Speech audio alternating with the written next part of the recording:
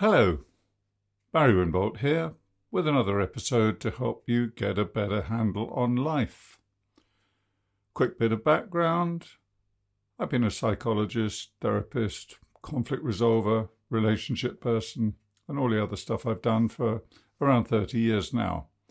It was my second career. I started out as a serial entrepreneur, did quite well at that, travelled quite widely, and then settled down to something I could do sitting down as I got older. So I trained as a therapist, and I'm still doing it. But along the way, I've also been making podcasts, making a lot of video, and above all, writing my daily blog for around the last 10 years, although I have to say it's not so much daily anymore because of other things that I'm doing. But I'm getting better at getting back on track with that, following a complete overhaul of all of my online media recently. It's taken me about 18 months to 2 years to do all that bit by bit. Anyway, that's me, and getting better handle on life is really about sharing information which will help you get a better handle on your life, sort things out.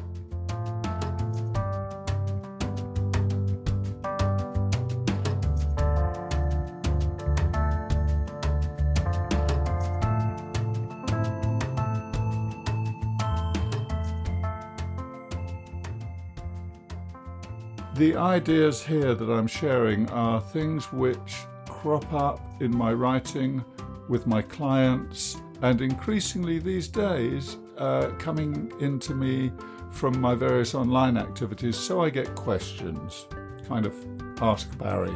And by the way, if you have a question, I'm happy to respond as best I can. And today's podcast is about questions. The questions we ask ourselves, the questions we ask each other, the questions that are asked of us, and how we respond. The vital part that questions play in our lives. It's often not considered. They're kind of automatic, aren't they? And we get through life stumbling along with stock answers and even stock questions, sadly. And they cause a lot of trouble if we don't get them right. By contrast, when you structure your questions with a little bit of forethought, they become incredibly powerful. And it's not too much to say that you can actually steer your way through life better if you've got good questions.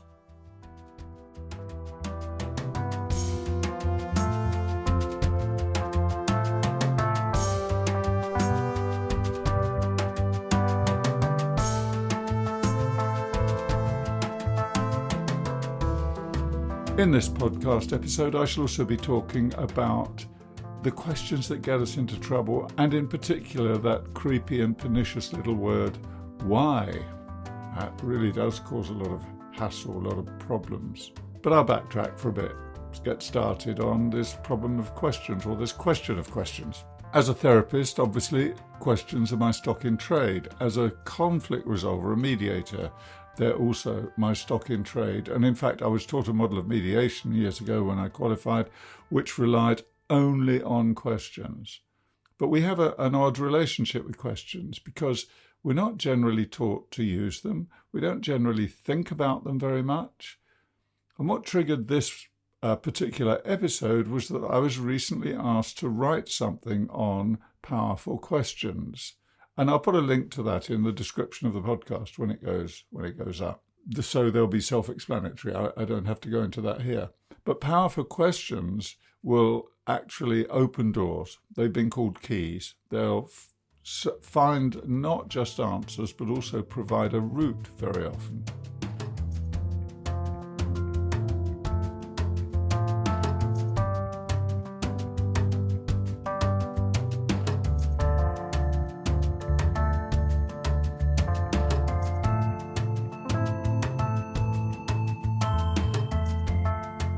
I think it was Einstein who said, but anyway, somebody smarter than me certainly said, it's not having the answers that's important, it's knowing the right questions.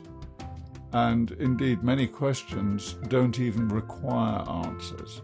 I mean, think of those rhetorical questions we ask ourselves. Why am I so stupid? Or why is this happening to me? Such questions cannot be answered, really, can they? They're rhetorical. And yet that question, why is this happening to me? And particularly if you've ever been depressed, you'll know about this. The way why circulates in your mind. Why me? Why now? Why is this happening to me? All of that stuff drags you down a warren, a rabbit hole of confusion and a labyrinth, or whatever word you want to use, but it takes you in ever-decreasing circles. There's no end point, though, with those questions. You don't get an answer that is going to help you. If an answer should provide a way out, for example, of depression or of your anxiety or your problems, whatever they happen to be, then the answer to that question needs to steer you. It needs to be a beacon. It needs to provide direction. And if it doesn't, the question wasn't very useful. So when people come and see me in therapy or in casual conversations, as increasingly they do when a problem crops up and people know what I do, so they come and chat with me, they want to have a change. If I start asking dumb questions, stupid questions, questions which simply keep them stuck where they are, or the questions they're already asking themselves, I'm not much help.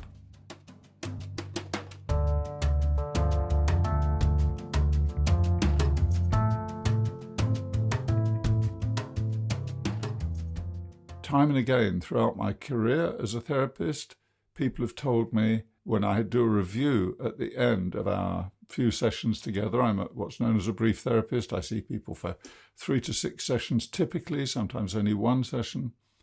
I always review at the end, and the point that comes back most often is something was asked of them which they didn't expect to be asked and which got the mind working in a different way.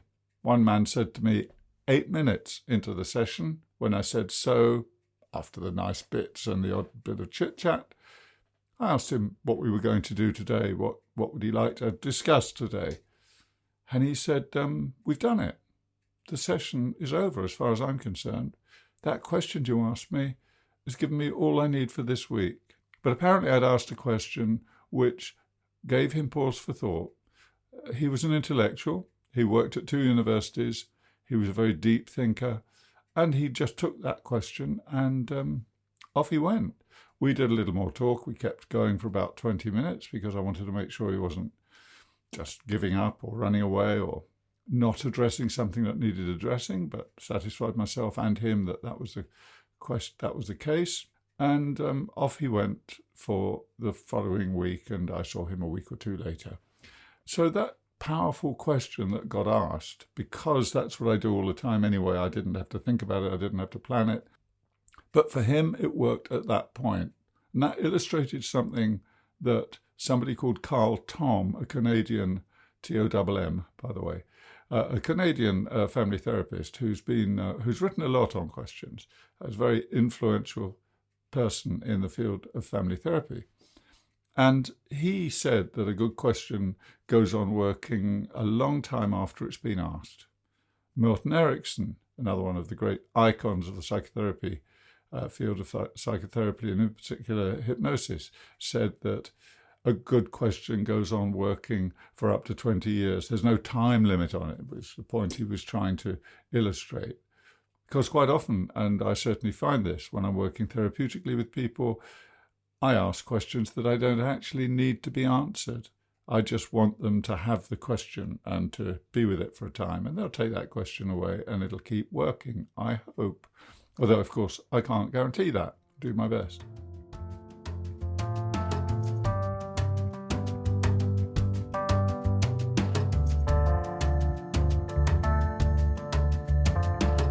So what is it about questions?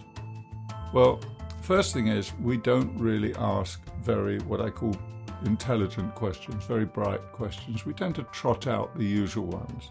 Hi, how are you? What's happening next? This sort of thing. Now that's absolutely fine for our day-to-day going about our lives and getting on with things. But there are many occasions when a good question can save us a lot of time, effort, and get a better result. Whereas a bad question, I'll explain a little bit more what I mean about good and bad as I go through this.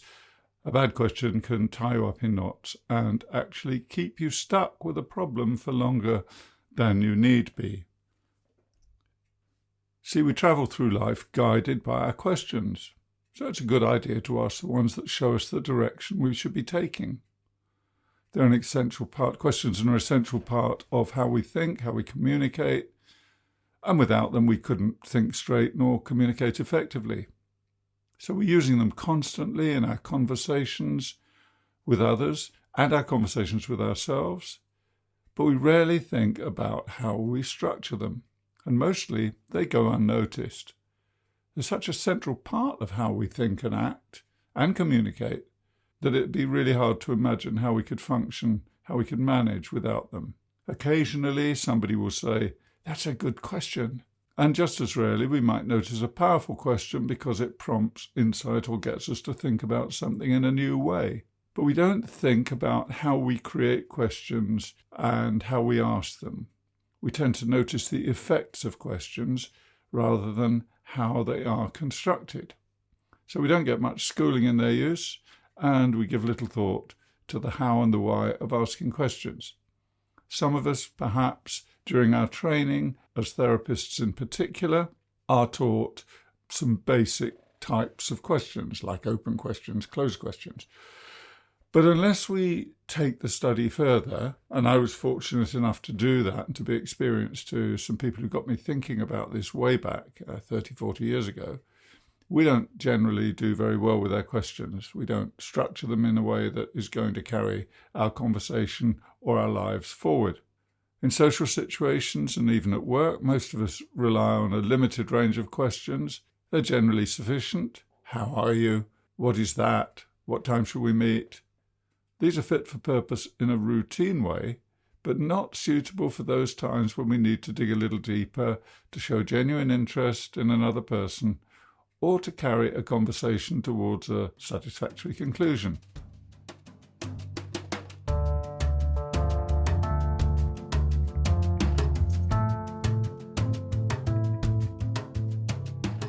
And what about the questions we ask ourselves? Upbringing and education teach us to ask questions, but nobody explained how to ask helpful ones. Taken to an extreme, the habit of asking unhelpful questions like, "Why me?" or "How can I stop failing?" result in unhappiness or worse. Psychotherapist Marilee Goldberg, who wrote a book called The Art of the Question, which, by the way, I highly recommend if you're interested in this, and I've got no interest. It was in the company that sells this book. I think it's published by Wiley. It was written back in probably 20 years ago now, back at the end of the 1990s, that is. Marilee Goldberg said, "Most clients don't realize that many of the questions they already ask, both consciously and unconsciously, lie at the source of their discontent."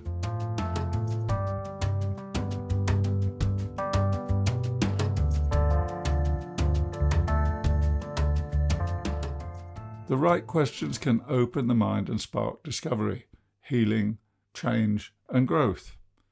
And if you take time to consider how you speak, how you think and listen, you'll quickly realize that questioning is an essential tool for understanding yourself and others.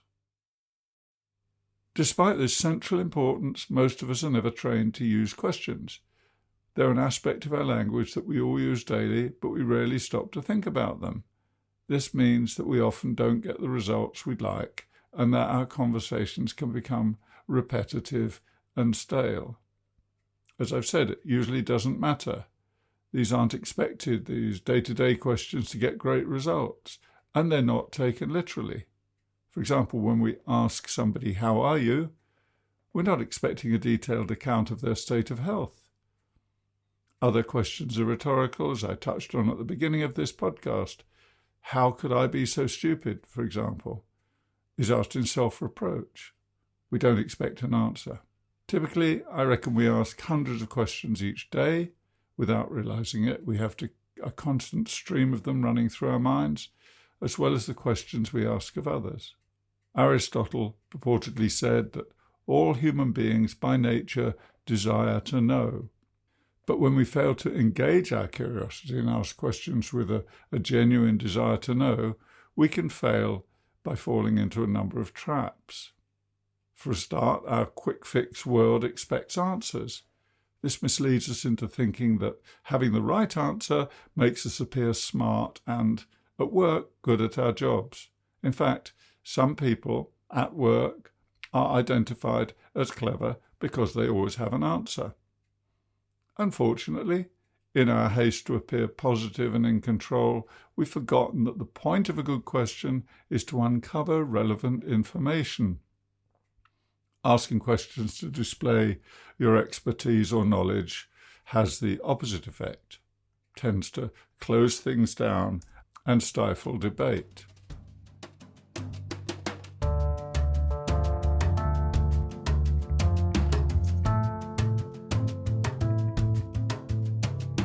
Many of the questions we use aren't engaging. They're formulaic and predictable and can lead to one of those circular arguments which seem to go nowhere. Good questions, powerful questions, on the other hand, can break that cycle and take the conversation in a new and more productive direction. And that surely is the point of something like mediation or therapy or even coaching, that the questions actually trigger something in the mind of the person who is being questioned. It's not a question of putting them on the spot or trying to make them feel uncomfortable.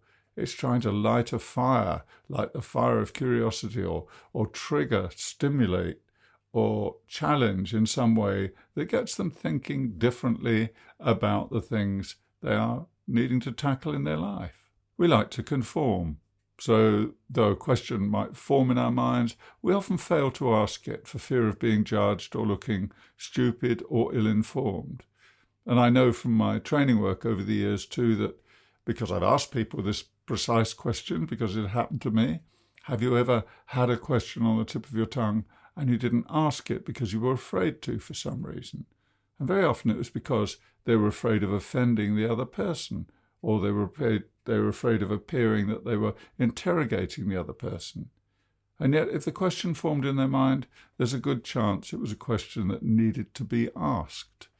But for social reasons, we hold back, and sometimes we don't ask those important questions. So being able to pose an incisive and insightful questions might seem that we're trying to appear clever or put somebody on the spot. But of course, that's not the purpose at all. Sometimes we need questions to elicit something deeper than basic information. When we want to change the direction of a conversation, inspire creative thinking, settle a disagreement, or encourage learning or new behavior, for example. That's where making a conscious choice to ask a powerful question is more likely to get the results you want. In that case, the questions we use must be more carefully crafted if they're to have the maximum effect. They must encourage learning rather than simply looking for answers, and they must open up the conversation rather than closing it down. Such questions are dynamic, driven by curiosity, and they require imagination. There's another point that occurs to me now, which is that those questions often come out of conversation. They can't be prepared in advance very often. This is a really dynamic and creative process because that's how conversation works. And I can guarantee you, because this happened to me in the early days of my professional practice, that if you prepare all your questions in advance, most of them will be redundant once the conversation actually gets going. It'll take you in completely unexpected directions if it's working well. After all, if you know where a conversation's going to go, why have it in the first place? Questions and conversations are about curiosity and exploration.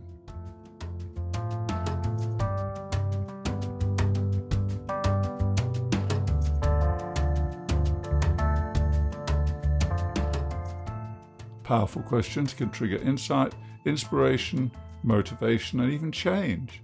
They can act as a call to action. They go deeper too. When a question works well, it can bring hope, subdue a conflict, ease pain. Some powerful questions go on working, as I've said, long after they've been asked. So powerful questions, positive, good questions, creative questions, call them what you will, questions which are designed to do a particular job, engage the mind. They can't be answered automatically. They require the person to think about their answer. As a simple example, if I ask a friend why he came to see me, he'll trot out an answer.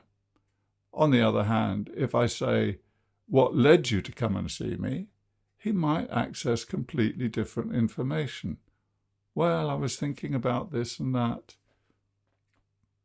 As a further illustration, think about some powerful questions which could be used in conversation about conflict or a disagreement. Instead of the usual retorts and fighting language, if you ask a few questions like, what would you like to have happen as a result of this conversation? Or, how will you know the conversation has been useful to you? Or, if I could give you what you're asking for, how would that help you? Well, then again, how do you think we might resolve this together? These powerful questions will get much better results than the usual mudslinging that goes on in an argument.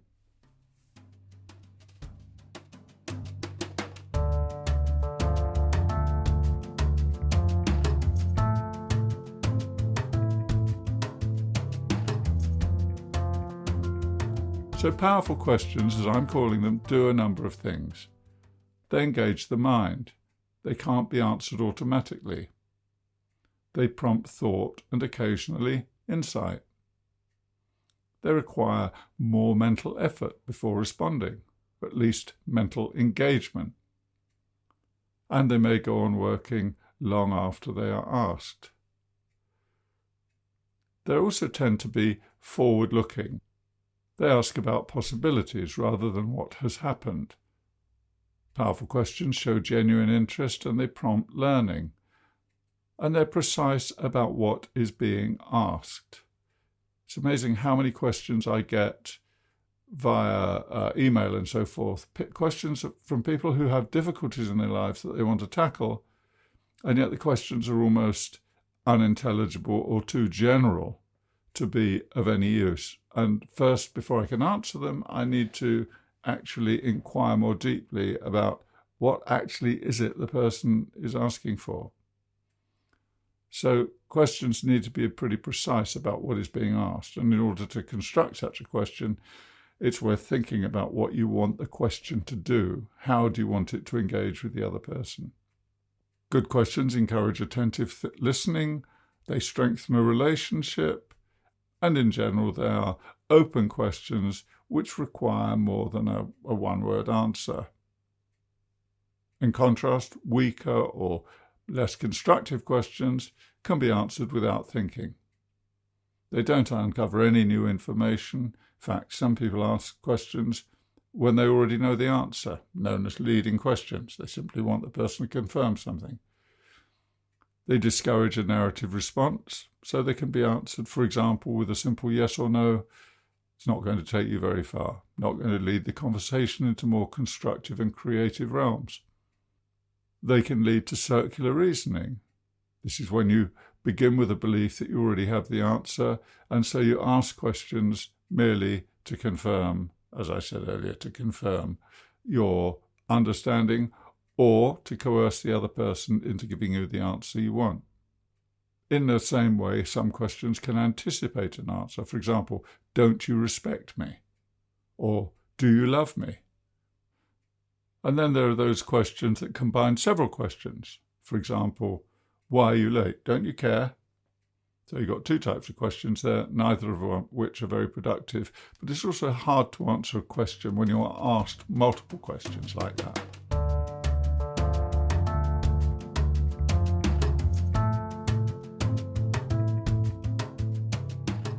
There's a lot more that can be said about questions. In this episode, I'm covering some possibilities that are offered by what I'm calling powerful questions. It's not meant to be a masterclass in how to ask questions, but I will put a link to a longer article which will give you some examples of the sorts of questions I'm talking about.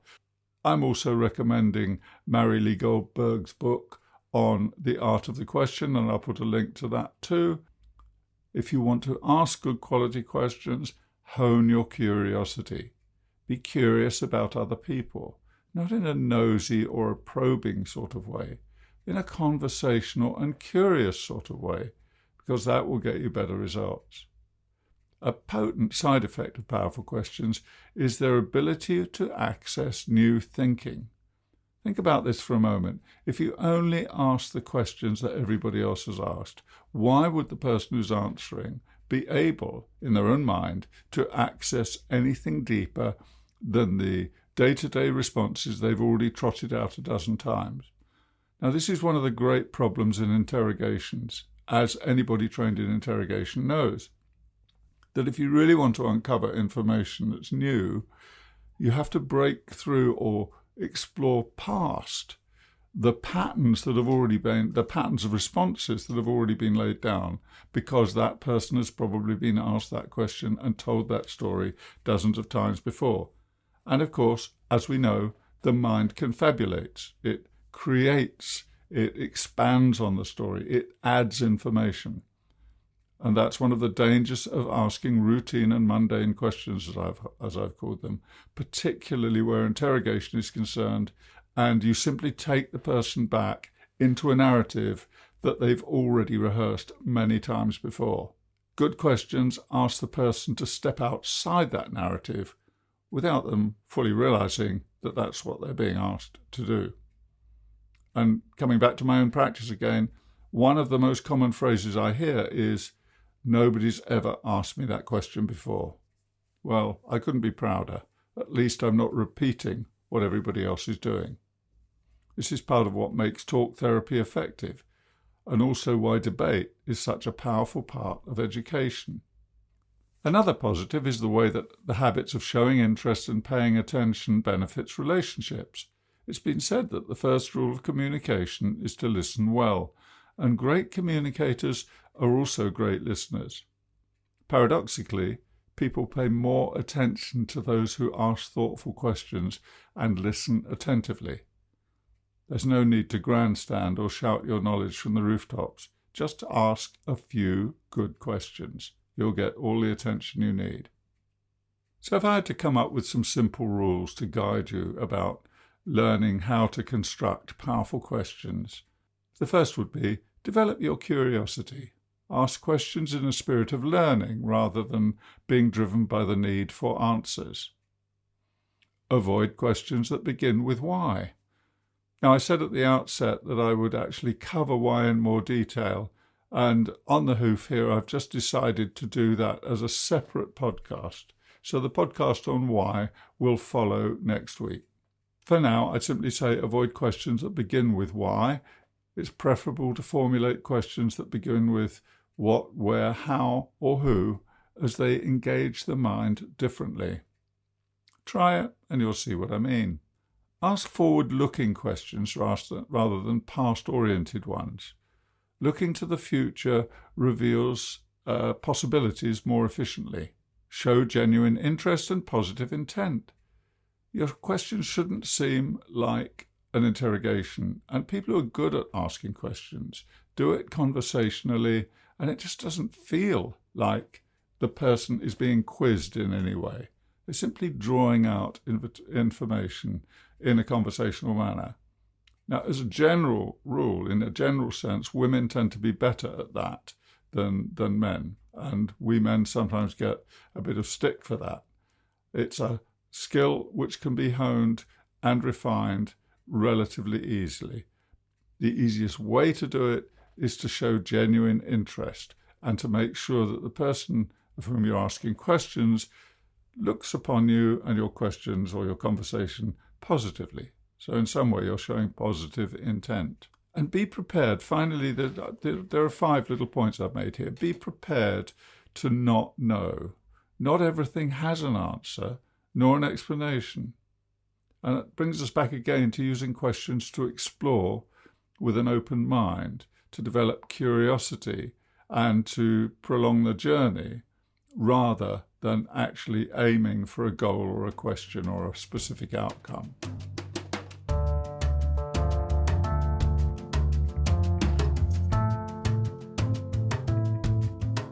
When you want to understand yourself or another person, powerful questions constructed well will lead you to interest and insight. Using a little thought when constructing questions like this means they'll be more effective. And with practice, you can hone your questioning skills, show interest, encourage collaboration, build rapport, and bond with others. Ask yourself now, what possibilities could a few powerful questions open up for you?